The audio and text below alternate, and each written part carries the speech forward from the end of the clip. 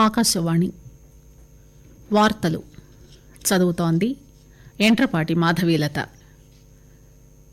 2022-23 kharif marketing సీజన్లో కనీస మద్దతు ధర కల్పించేందుకు కేంద్ర కేబినెట్ ఈరోజు ఆమోదం తెలిపింది. భారత రిజర్వ్ బ్యాంక్ ఈరోజు కీలక వడ్డీ రేట్లలో మార్పు చేసింది. రెపో రేటును 50 బేసిస్ పాయింట్లు పెంచి 4.90% పెంచింది. రాష్టపతి రామ్నాథ్ కోవింద్ రేపటి నుంచి 2 రోజుల పాటు జమ్మూలో పర్యటిస్తారు. న్యూఢిల్లీలోని ప్రగతి మైదానంలో రేపు బయోటెక్ స్టార్టప్ ఎక్స్పో 2022కు ప్రధానమంత్రి నరేంద్ర మోదీ ప్రారంభోత్సవం చేస్తారు. ప్రఖ్యాత మహిళా క్రికెటర్ హైదరాబాద్ ప్లేయర్ మిథాలీ రాజ్ అంతర్జాతీయ క్రికెట్కు స్వస్తి చెప్పింది. 2022-23 ఖరీఫ్ మార్కెటింగ్ సీజన్లో కనీస మద్దతు ధర కల్పించేందుకు కేంద్ర కేబినెట్ ఈరోజు ఆమోదం తెలిపింది. సమాచార ప్రసార శాఖ మంత్రి అనురాగ్ సింగ్ ఠాకూర్ న్యూఢిల్లీలో విలేకరులతో మాట్లాడుతూ ధాన్యం ఉత్పత్తిలో సగటున దాదాపు 1.5 రెట్లు అధికంగా కనీస మద్దతు ధరకు ఆమోదం తెలిపినట్టు చెప్పారు. గత సంవత్సరం కంటే నువ్వులపై క్వింటాలుకు 523 రూపాయలు, పెసలపై క్వింటాలుకు 480 రూపాయలు, పొద్దుతిరుగుడు విత్తనాలపై క్వింటాలుకు 385 రూపాయలు అధికంగా మద్దతు ధర పెంచేందుకు కేబినెట్ ఆమోదించిందని తెలియజేశారు.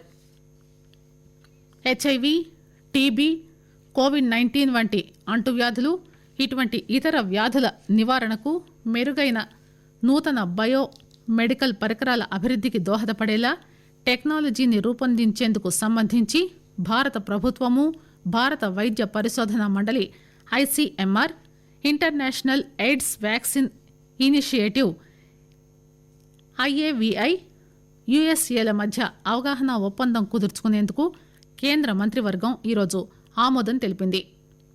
పరస్పరం ఆసక్తి ఉన్న రంగాల్లో అంతర్జాతీయ శాస్త్రీయ సాంకేతిక సహకారం పరిధిలో ఈ అవగాహన ఒప్పందం మన దేశానికి యుఎస్ఏకి మధ్య సంబంధాలను మరింత పటిష్టం చేస్తుంది.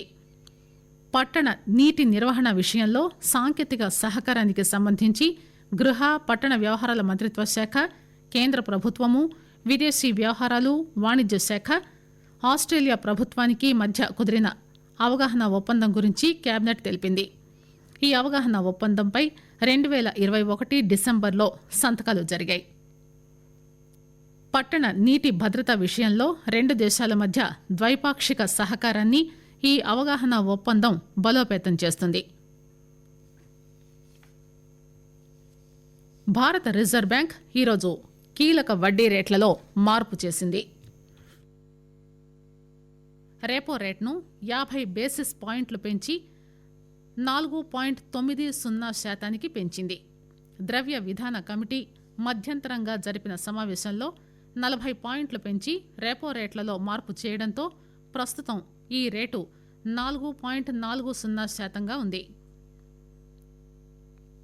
భారత reserve bank governor Shaktikanta Das ఈ విషయం ప్రకటిస్తూ standing deposit facility, marginal standing facility రేట్లను కూడా 50 బేసిస్ పాయింట్ల మేరకు పెంచినట్టు చెప్పారు.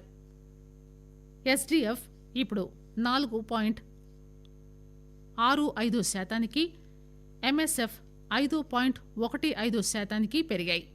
రష్యా, ఉక్రెయిన్ మధ్య యుద్దం కారణంగా ద్రవ్యోల్బణం భౌగోళికీకరణ చెందిందని ఆర్బీఐ గవర్నర్ అన్నారు.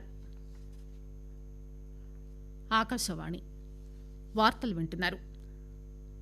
జమ్మూలోని Indian Institute of Management IIM 5వ స్నాతకోత్సవంలో పాల్గొనేందుకు, మాతా వైష్ణోదేవిని దర్శించుకునేందుకు రాష్టపతి రామ్నాథ్ కోవింద్ రేపటి నుంచి 2 రోజుల పాటు జమ్మూలో పర్యటిస్తారు.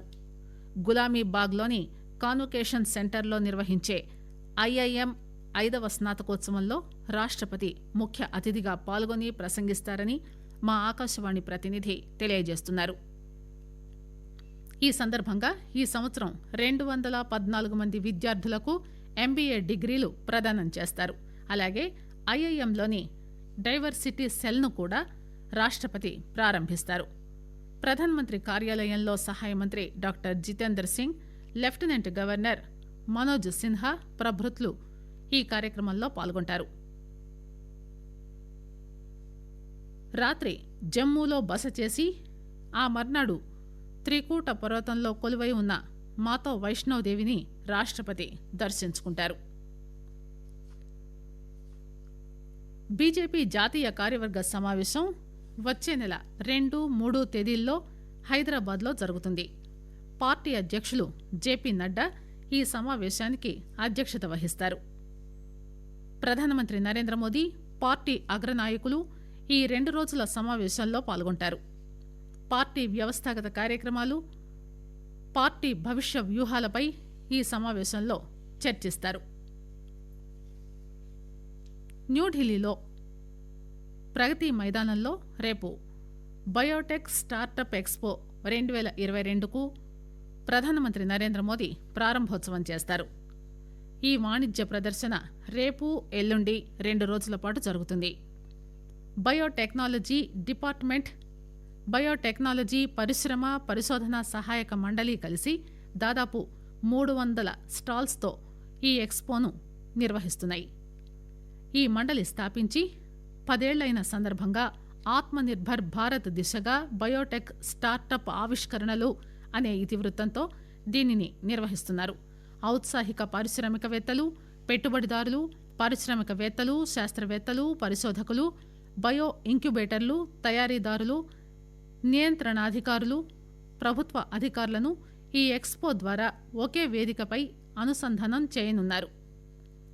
ఆరోగ్య రక్షణ, జీనోమిక్స్, బయోఫార్మా, వ్యవసాయం, పారిశ్రామిక, జీవ సాంకేతిక పరిజ్ఞానం, వ్యర్థాల నుంచి విలువ ఆధారిత ఉత్పత్తి, స్వచ్ఛమైన విద్యుత్ శక్తి మొదలైన రంగాల్లో బయోటెక్నాలజీ సాంకేతిక పరిజ్ఞానాలను ప్రదర్శిస్తారు. ప్రఖ్యాత మహిళా క్రికెటర్, హైదరాబాదీ ప్లేయర్ అయిన మిథాలీ రాజ్ అంతర్జాతీయ క్రికెట్కు స్వస్తి చెప్పింది. అన్ని ఫార్మాట్ల నుంచి తప్పుకుంటున్నట్టు ఆమె వెల్లడించింది. వన్డేల్లో అత్యధిక పరుగులు సాధించిన మహిళా క్రికెటర్గా ఆమె పేరిట రికార్డు ఉంది. మిథాలీ మొత్తం 12 టెస్టులు, 232 వన్డేలు, 89 టీ20లు ఆడారు. 12 టెస్టుల్లో మిథాలీరాజ్ 699 పరుగులు చేశారు. 232 వన్డేల్లో మిథాలీరాజ్ 7,805 పరుగులు సాధించారు. వన్డేల్లో ఇన్ని పరుగుల మైలురాయిని అధిగమించిన ఏకైక మహిళా క్రికెటర్ మిథాలీనే కావడం విశేషమని చెప్పుకోవచ్చు. జాతీయ కోవిడ్ వ్యాక్సినేషన్ కార్యక్రమంలో భాగంగా దేశవ్యాప్తంగా 194,27,00,000 వ్యాక్సిన్ డోసులు వేశారు. గడిచిన 24 గంటల్లో 3,714కు పైగా కొత్త కోవిడ్ కేసులు నమోదయ్యాయి. క్రియాశీల కేసుల సంఖ్య 26,976కు చేరుకుంది. కాగా జాతీయ కోవిడ్ రికవరీ రేటు 98.72% ఉంది. గడిచిన 24 గంటల్లో 2,513 మంది కోవిడ్ నుంచి కోలుకున్నారు.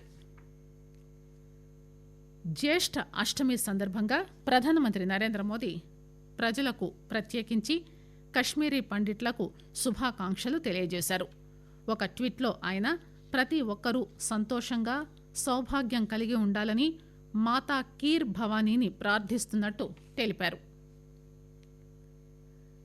వార్తలు ముగించే ముందు విశేషాలు మరోసారి. 2022-23 ఖరీఫ్ మార్కెటింగ్ సీజన్లో కనీస మద్దతు ధర కల్పించేందుకు కేంద్ర కేబినెట్ ఈరోజు ఆమోదం తెలిపింది. భారత రిజర్వ్ బ్యాంక్ ఈరోజు కీలక వడ్డీ రేట్లలో మార్పు చేసింది. రెపో రేటును 50 బేసిస్ పాయింట్లు పెంచి 4.90% పెంచారు. రాష్ట్రపతి రామ్నాథ్ కోవింద్ రేపటి నుంచి 2 రోజుల పాటు జమ్మూలో పర్యటిస్తారు. న్యూఢిల్లీలోని ప్రగతి మైదానంలో రేపు బయోటెక్ స్టార్టప్ ఎక్స్పో 2022కు ప్రధానమంత్రి నరేంద్ర మోదీ ప్రారంభోత్సవం చేస్తారు. ఆకాశవాణి వార్తలు ఇంతటితో సమాప్తం.